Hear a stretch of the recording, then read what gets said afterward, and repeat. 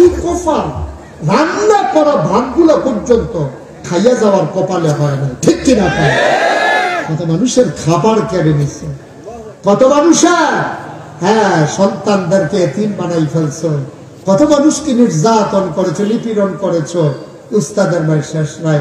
আল্লাহ এমন এক মাইট দিয়ে দিছে, রান্না করা ভাতগুলো পর্যন্ত নসিবে জুটে নাই, ঠিক কিনা?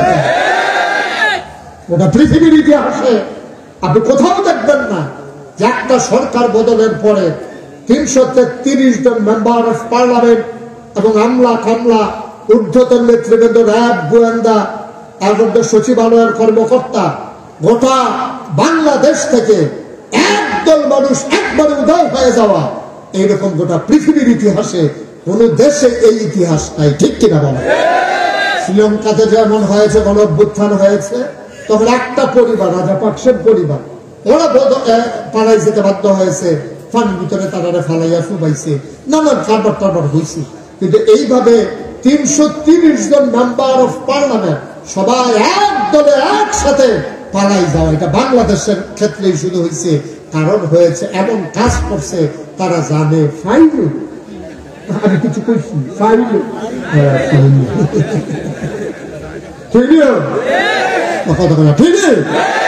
সবাই কথা বল। নমুনাটা কি যেতেছে না, যেমনি যেটা জিগাই খাস করে জবাব দিয়ে লইয়া করবা, সকলে সভাপতির কাছে না করলে আমরা কই কেমনে, আপনার কথা কয় আর কি মার হাবা কয় না রে, জোরে কানা মার হাবা। আল্লাহ যেন হেফাজত করে, সবাই পড়ে আমিন, জোরে পড়ে না আমিন।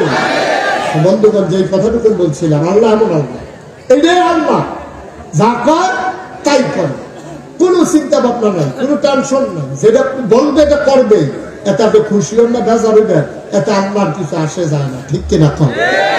একটা কথা সবসময় মনে রেখে, আমরা দেশের মানুষগুলা ইসলামটাকে নিজের মন মতো ব্যবহার করতে চায়, কিন্তু মানুষ এটা বুঝে না, কারো মন মতো ইসলামের হবে না, ইসলামের মন মতো তোমাকে হইতে হবে, ঠিক কিনা?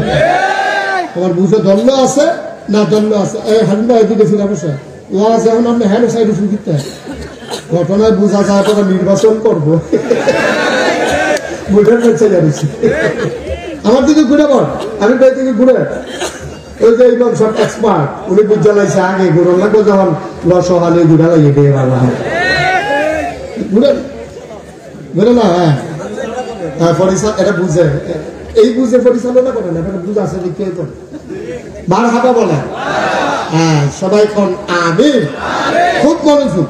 হ্যাঁ, চাইলে আল্লাহ তাবারক ওয়া তাআলা যা কয় তা করে না, কি করে না? আল্লাহ আমরার মতন, আমরা তো সুবিধা হইলে একরকম, অসুবিধা হইলে গেলে আর একরকম, আমরা তারা এই ক্ষেত্রের মানুষ। কিন্তু আল্লাহ তাবারক ওয়া তাআলা তিনি মহান রব, তিনি এমন আল্লাহ, তিনি যা বলে তাই করে, তিনি আমার আল্লাহ। সুবহানাল্লাহ বলবেন না?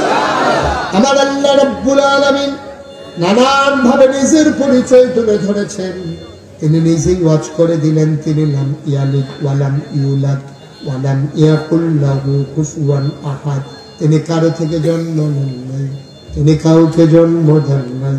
ও বন্ধু, দুনিয়ায় পীরের মতো পীর হয়, নেতার মতো নেতা হয়, মন্ত্রীর মতো মন্ত্রী হয়, এমপির মতো এমপি হয়, আমার আল্লাহর কি মতো হয়?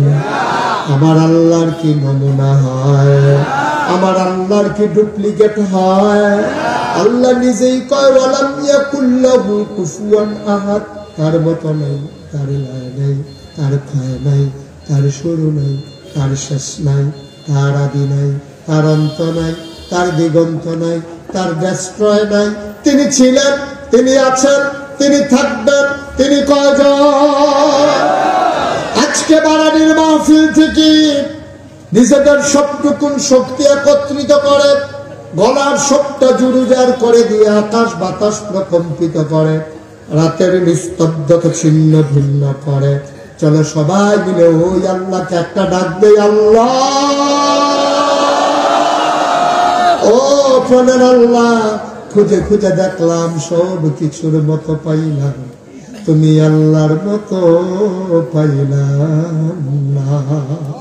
মহব্বতের সাথে পড়ো লা ইলাহা ইল্লাল্লাহ লা ইলাহা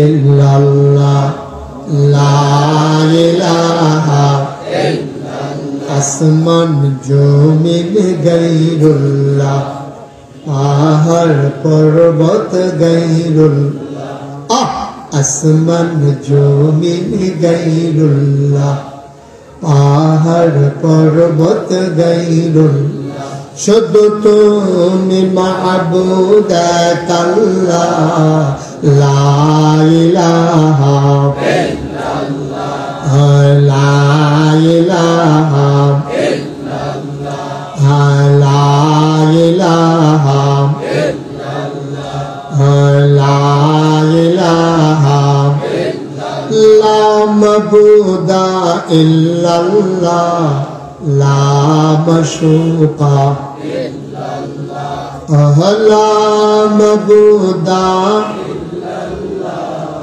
লা মাশুকা জোড়ে জোড়ে লা ইলাহা আর জোড়ে লা ইলাহা মধুর সুরে লা ইলাহা মাশাআল্লাহ লা ইলাহা লা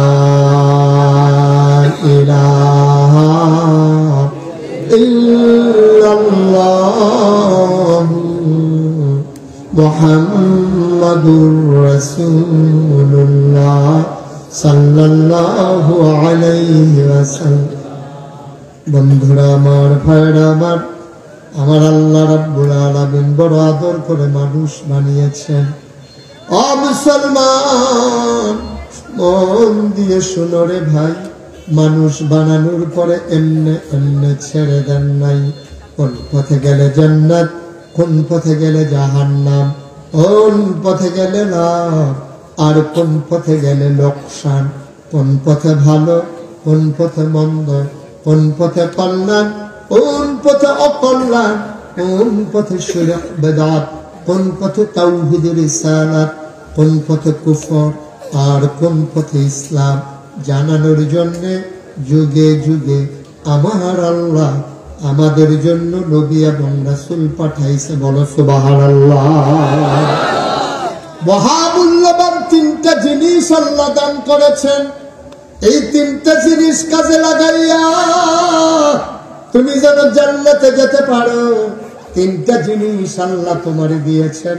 এক নম্বরে তোমার আকল, দুই নম্বরে তোমার কোরআন, তিন নম্বরে নবী মুহাম্মদুর রাসূলুল্লাহ সাল্লাল্লাহু আলাইহি ওয়াসাল্লাম।